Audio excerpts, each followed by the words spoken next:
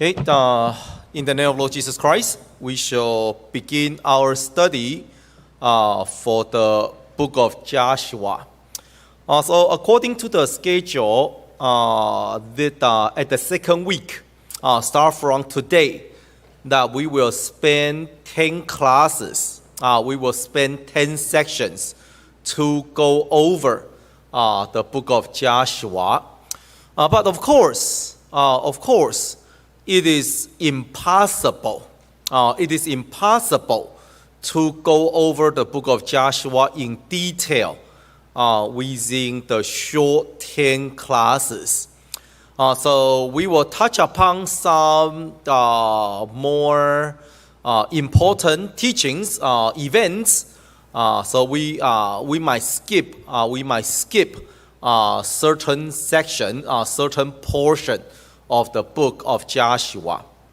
Book of Joshua is a very important book in the Old Testament because the spirit of the book of Joshua is conquering, defeating, and also victory.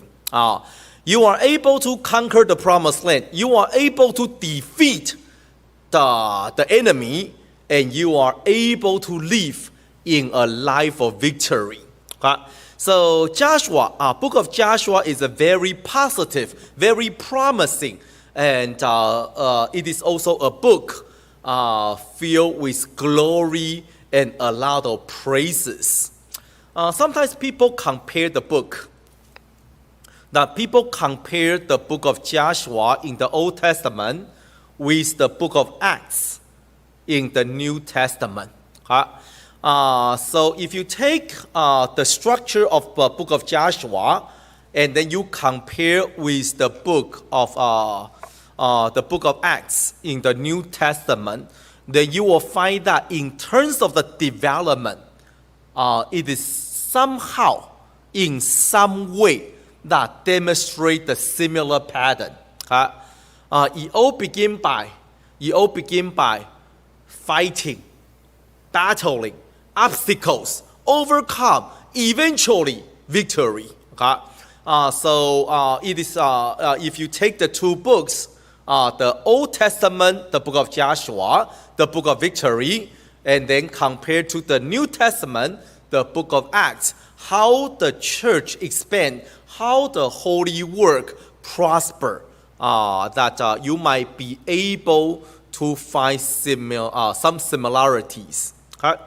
So we want to begin by giving some backgrounds about the book of Joshua. As you all know, after the time of Moses,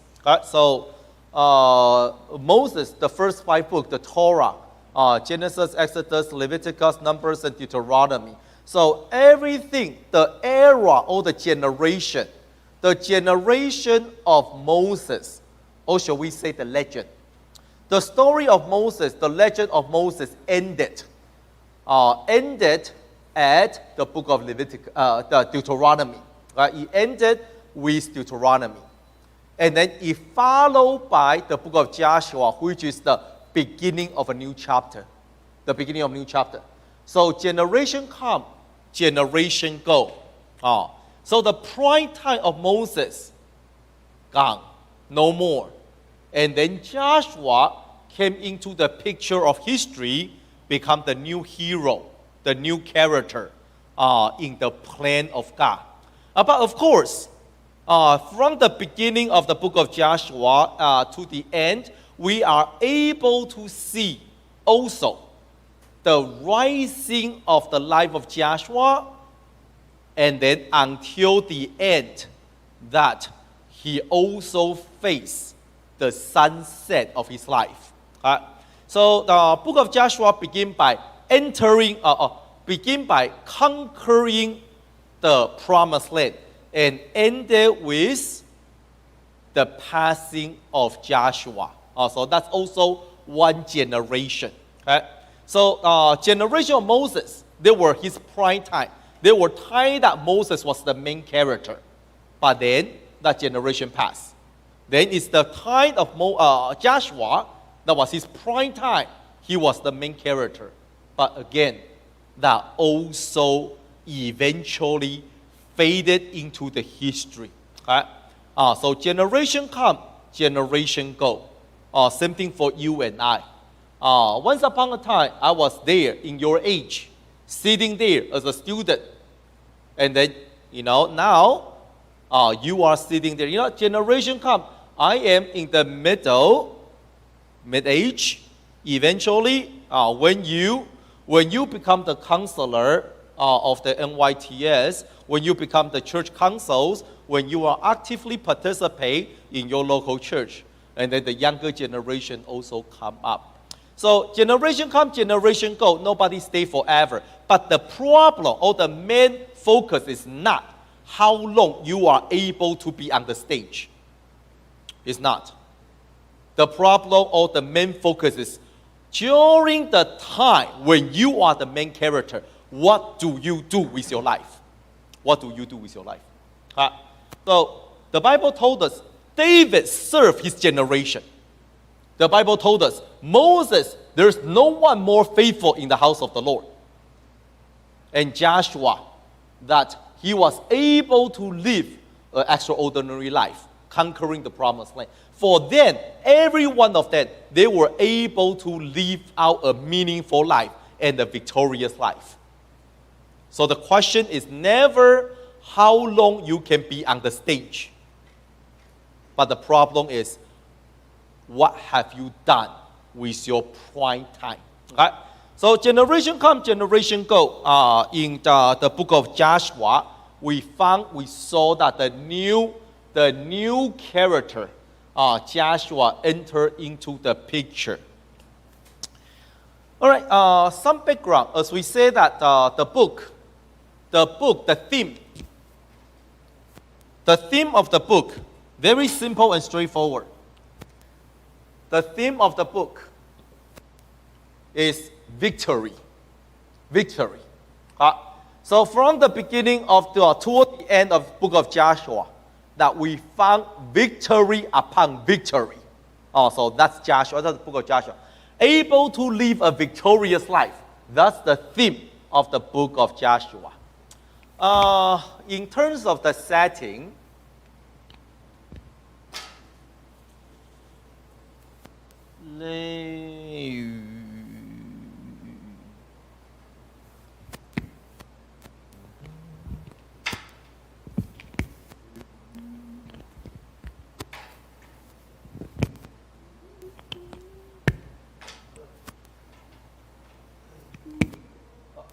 this one is good. All right. So in terms of the setting, the historical time. In terms of the setting, we don't know. We are not very sure how long the entire book of Joshua covers. Okay? The story covers about 20 plus years of the history. Okay? So from the beginning of the book of Joshua until the end, some people say 26, but this number is not very, it's not confirmed. It's not very sure. But we know from the time that they prepare to enter into Canaan until the end when Joshua passing away, we are talking about a time frame of 20 to 30 years. Right? So that tells you that the story, all the story that occurred in the book of Joshua within about less than 30 years. 30 years of time. That was the time, that was how much time that it covered in this book. And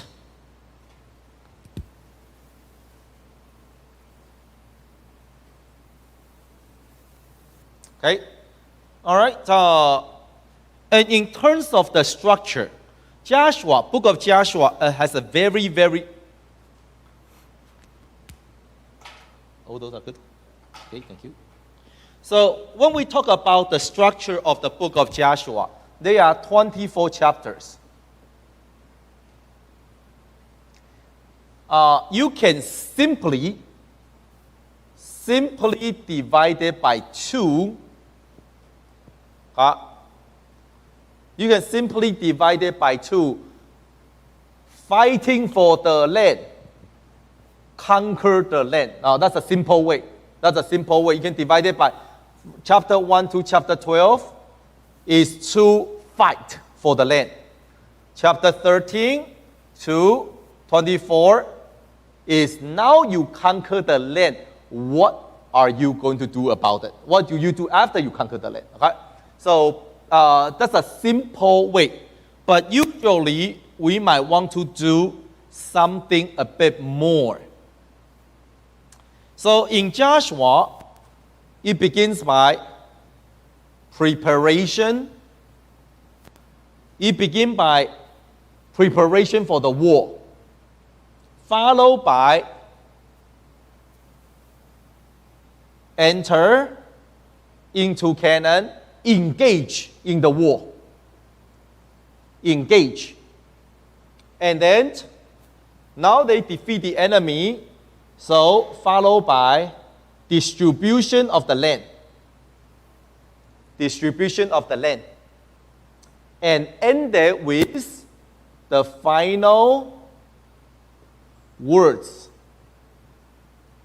of Joshua before he died. So if you want to do a simple structure of the entire book of Joshua in that 24 chapters, it begins by prepare. When they were at the land of Moab, when they were prepared to cross the Jordan River, that was the first part. And then after they enter into, after they cross Jordan River, engage in the battle, begin with Jericho, then city of Ai, and then the north, the south, they were battling all the kings. I believe it's, they fought 31 kings. There were 31 kings in the land of Canaan that they were able to defeat it. And then after they defeat the land, now it comes to the part that they distribute. They cast lots. They distribute which tribe shall be where. Okay, what are the cities that you can receive? What are the lands? Okay, so that's the distribution of the land, and ended with the final words. This is toward the end of the life of Joshua. Toward the end of the life of Joshua. Okay. So the structure is very simple and straightforward. And of course, as we say that the book of Joshua is a book of conquering, a book of victory. Just like in the book of Acts, you shall have victory upon victory in your life. So you can totally take this and apply it into your spiritual journey. Your spiritual journey. Self-preparation, engage in spiritual battle, overcome and receive, acquire the promise of the Lord, and then passing down the baton to the next generation. Okay, you can totally take this to use that, to apply that to your spiritual journey. And I hope we are able to take the story of the book of Joshua to become the sequence of our life, step by step. Okay? You want your life to live like the book of Joshua. You do not want your life to live like the book of Judges. As you all know, Judges circle in sin. Circle in sin. This is like a nightmare that you cannot wake up from. That's Judges. Always making mistakes, become weak. Great disaster, cry to the Lord help, and then you fall away again. So be careful what kind of life that you live today. Do you live in the life of Joshua, the book of Joshua, or do you live in the life in the book of Judges? And that will determine the outcome of your life. Okay? So in the book of Joshua, the outcome is what? They were triumphant, they were powerful, they were greatly honored and respect. But how about Judges? They become a laughing. They become a joke, laughing by all the neighboring country. Anyone and everyone can come and step upon Israel. Why? Because they are counted for nothing. But why? Because God doesn't protect them anymore. God did not protect them anymore. Okay? So that's the structure. Now we see this is a very simple structure of the book of Joshua. Now let's take a little time to talk about the author. So the book of Joshua, the author, of course, Joshua. So the book of Joshua is believed to be written by Joshua. But of course, the last part of the book, that after he passed away, it was not written by him. So that it's not that, oh, I die. Hold on, let me write down what happened after I die. So that would be pretty scary. Right? So the last portion, Joshua wrote what happened along the way in conquering the land of Canaan. But the last portion is a supplement provided, written by someone else. Just like just like what happened after Moses died, right? Moses went up to the mountain Nebo. He died there, but then, somebody filled in the remaining part. So Moses did not say, oh, after I die, Joshua came down to if you die, you die, okay? When you die, okay? So those parts, same thing with Moses, the remaining part, the portion after he died, it was a supplement filled in by someone else. But it is believed that Joshua was the person, the main author of the book of Joshua. Okay, but before we go into the book of Joshua, I want to touch upon the character. I want to touch upon the Joshua. We all know that Joshua was the successor. We all know that Joshua, why am I so loud? No. We all know that Joshua was the successor of Moses. So he was the second leader. So after the time of Moses, Joshua picked up the baton and continued the job. Okay? So he is the second leader of Israel. But what do you know about him? What do you know about him? You know that the first time he came into the story, or he came to the history, is in Exodus chapter 17. Exodus chapter 17, and that's the battle fighting against Amalekite. Before that, the Bible did not mention anything about Joshua. So Israel, the people of Israel, they came out of Egypt, and they are going southeast. Canaan is in here, Egypt is in here, but God led them this way.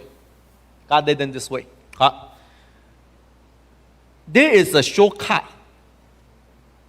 from Egypt to Canaan. The distance is actually very close. If you take here, if you come out of Egypt and go northeast, do you know how many days that will get you to Canaan? Less than 10 days. And that's if you take it slow. I shouldn't say slow, regular pace. If you do a regular pace, you don't push yourself very hard, just do the regular pace, you will be able to get to Canaan in 10 days. That's why, when they came out of Egypt, the Bible said that they came out with food, right? They took Egyptian, they took the food from them. But how come halfway? Like they came out for a short while and then they ran out of food, they have no water, because this was not expected. If you do fast, you can go there in 7 days. If you run, you can be there in 7 days. So when they came out of Egypt, this was never expected. Okay? So the Lord led them into a big detour. Big detour. So going south and then come up again. So they made a huge circle. Huge circle. So as they come down, then they were facing enemies, Amalekites. And this is when in Exodus chapter 17, the Lord Moses said to Joshua, go pick some men. Go pick some men and go and fight. So Joshua went out and fight the enemy when Moses went up to the mountain and prayed. I believe that we are super familiar with the story. Right? But remember that this is the first time. This is the first time that Joshua came into the picture. And you have to remember one thing. At this time, Joshua was just one of the young men.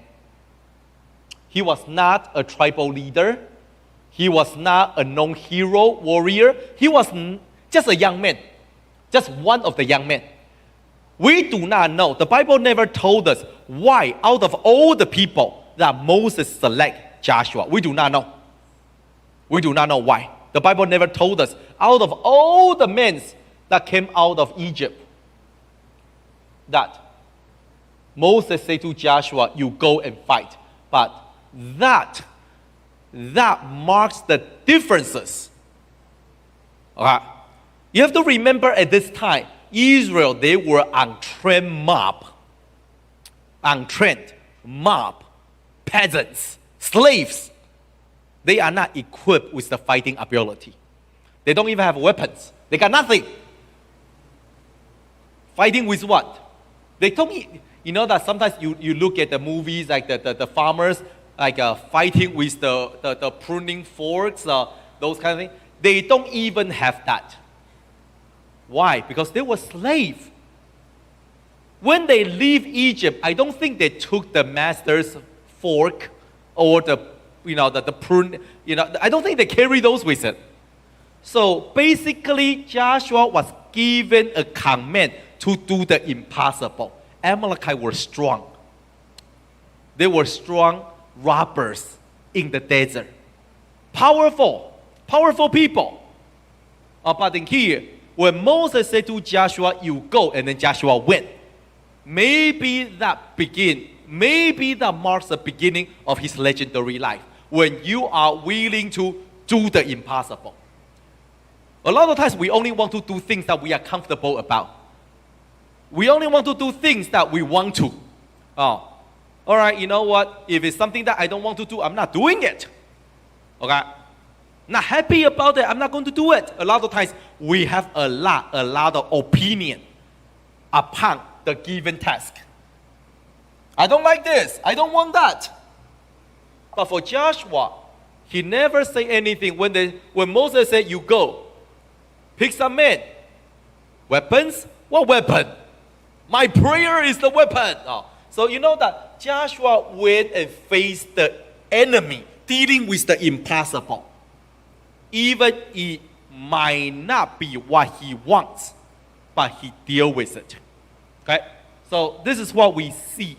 And maybe that's the reason that Moses used him.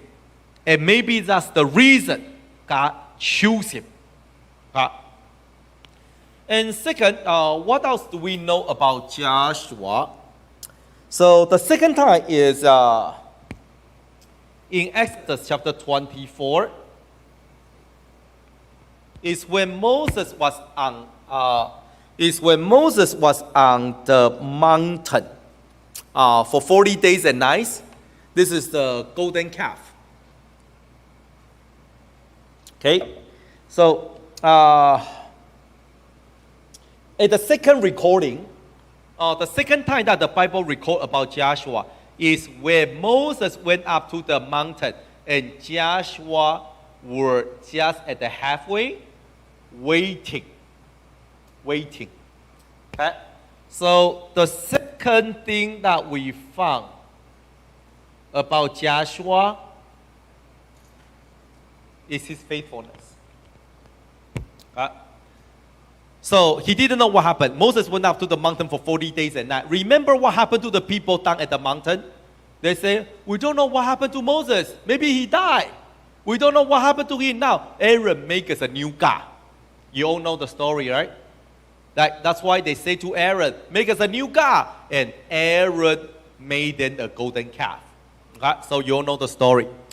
But at this time, when the people at the foot of the mountain, after 40 days and nights, and they lose patience. They say, no, I don't know what happened. I am done waiting. I'm tired of waiting. I pray and I do not hear the response from the Lord. I ask and God never give me what I want. You know what? Sometimes people very easily losing patience toward the Lord or losing patience toward their faith. And that's why in the you might find it in some of the Pauline letter, in the New Testament, written by Apostle Paul or written by Apostle Peter. You find that there is this unrest, anxiety at the later time of apostolic church. Like they were like, where is Jesus? Where is second coming? We've been waiting for 30 years. How come he's not here? You can feel a lot of those anxiety, a lot of this distress of when is he coming back? I've been waiting for so long.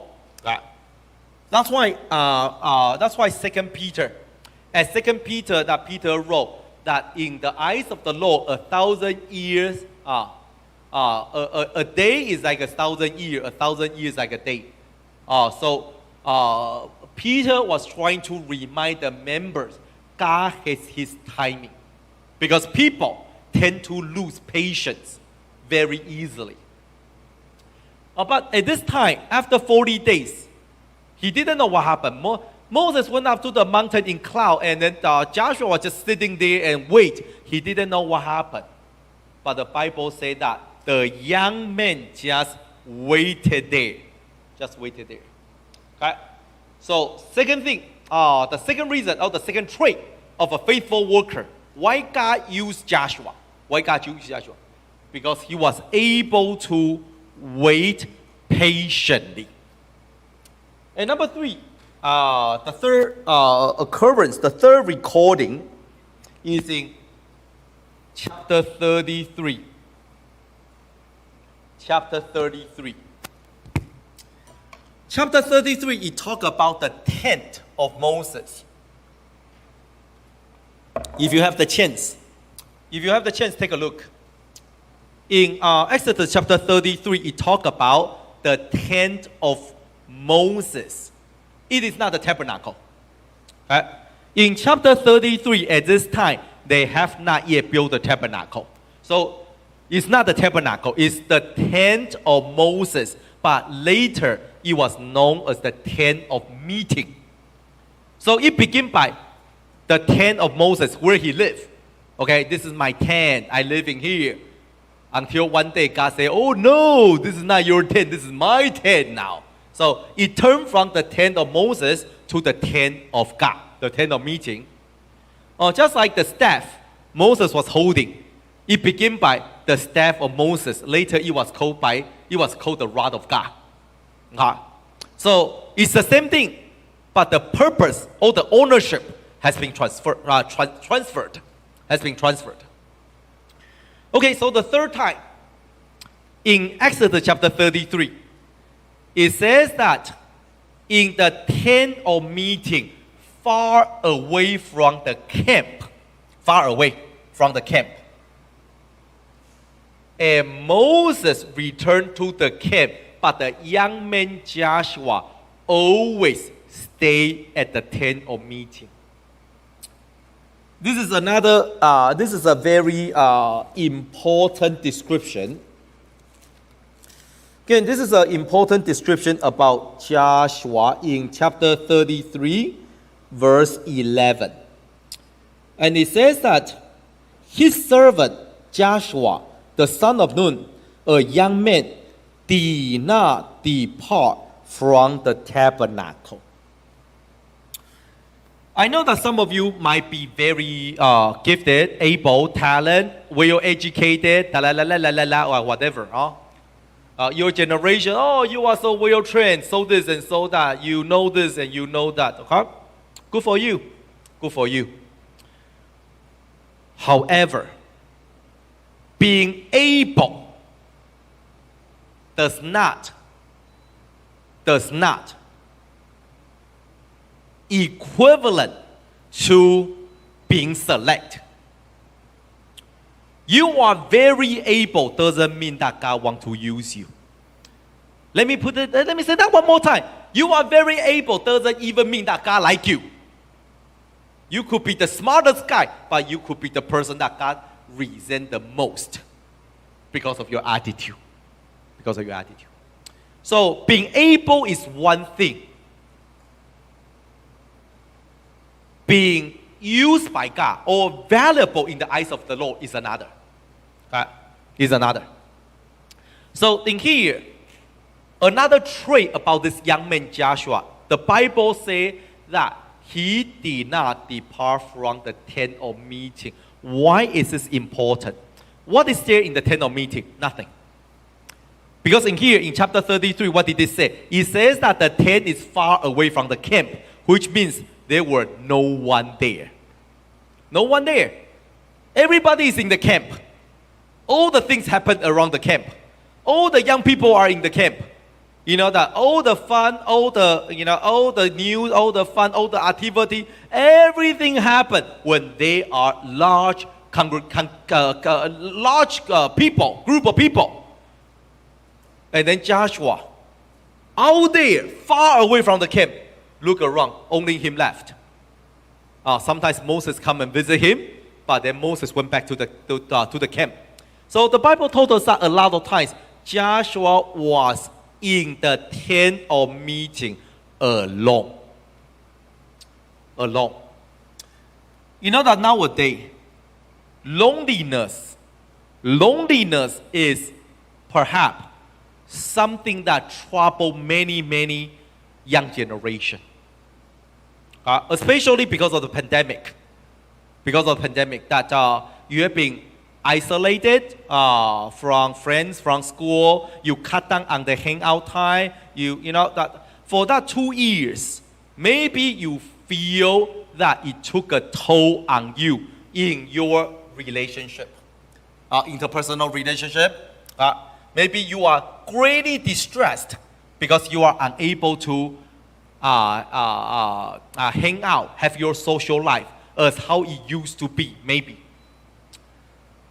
So, some of you might feel that you are very lonely. You are very lonely, you are very sad, nobody knows you, nobody understands, nobody is there for, you know what, you might have a lot of this feeling. And I'm not going to tell you it's right or wrong because it's real. Okay? There's no right or wrong to feel lonely because that's how you feel, that's the reality. And let me tell you that I am not in position to talk about that too much because personally speaking, I don't really care too much about friends. Like for me, friendship is good but not really unnecessary. So, but that's just me. I'm just weird. Yeah, I maybe for you, friend is everything. Maybe for you, friend is everything. Friend is important. I don't have friend, I die. Or maybe for you, it's like that. But for me, it's not. Do you have to? I will think about it. I'll think about it. Let me think about it if I will let you be my friend. Yeah, I do. Just for your information, I do have friends. Okay, not a lot, but I do. Okay. But for me, if we are able to hang out with our friends, good. If not, big deal. I'm sorry, just me. I was like this since junior high. So for me, having friend good, not having friend fine. I mean, life goes on. I would, just my personality, I do not allow my emotion to be strongly attached to another individual. I go on with my life. Alright? So maybe that's not for you, but that's fine. However, you have to remember one thing. You live for yourself and you live for God. There will always be time, as you are in high school, as you are in college and above, sorry, this is not SSC, yeah? As you are in college and above, there will be time that there is just no one there for you. That's how life is. There will always be time that you are unable to find someone to talk to. When you're really hoping, wishing, there is another person next to you that you get to share how you feel. That's a reality. You know that as much as there might be people loving you, like your parents, I don't know about your sibling, but your parents, right? There might be people who care for you, who love you, but they might not always be there for you when you got something that you just need to share, you just need to talk. That's the reality. When you are in school, after you graduate, when you start working, you might move to another city. You know, the reality is, soon or later, you and I, we all need to deal with the moment of loneliness. And if you are not prepared or unable to cope with the reality, you know what happened? Then you stagger. Then you stay at where you are unable to move forward because reality doesn't change, even you cry very hard. You cry, say, oh, how come I'm so lonely, I'm so lonely, I'm so lonely. And then you look around because there's no one there, so there's no one see that you are crying. So the reality is, this is what you need to face and deal with. Just like Joshua. Joshua, you know that Joshua was a young man. Okay, so he saw, oh, you know what, at the camp, there are a lot of things to do. There are many young people there. But he chose a different path. And the path required him to learn how to live in loneliness. Learn to live in loneliness. I am not telling you that you need to enjoy loneliness, but you need to be able to defeat if the loneliness dragging you back. If the loneliness pull you back and tell you, no, forget it, don't continue. Oh, forget it, nobody. If loneliness ruin your mentality, if loneliness deprive you from your ambition of life, then you know what? You need to deal with it. There are times we need to learn to be able to enjoy friendship and a company. But we need to learn how to cope, to endure loneliness. Because that's all part of life. So for Joshua, you know that when Moses said to Joshua, you select a man to fight the Amalekite, right? Who do you think that he turned to? His peer, his pal, the people that he know. Hey, buddy, let's go. We need to fight the Amalekite. So where did he begin? Begin with his friends. Begin with his people that he's familiar with. So Joshua also got peers. There is time to be surrounded by friends. There is time to endure loneliness in the tent of meeting. And you need both. You need to learn both. So that whatever life throws at you, you are able to say, no problem, I'm going to catch it one way or the other. That's needed. That's called mentally strong and spiritually mature. So I don't know about your life. If you feel lonely, maybe that's a training from God. Maybe God placed you in the tent of meeting. You look around, you say, I got no friend. But then you look around, you find tent of meeting. If you enter, you stay there, then you get to see God face to face. Sometimes God allows you to feel lonely so that you are able to look for Him. But sometimes when there are too many things disturbing you, There are too many distractions in your life. You see everything except God. Okay? So loneliness, maybe you don't like it, but maybe that's the key for you to touch God with your own hand. Okay? So our time is up. That's a very, very long intro. But tomorrow we will begin talking about the book of Joshua. That's all. Pray in silence.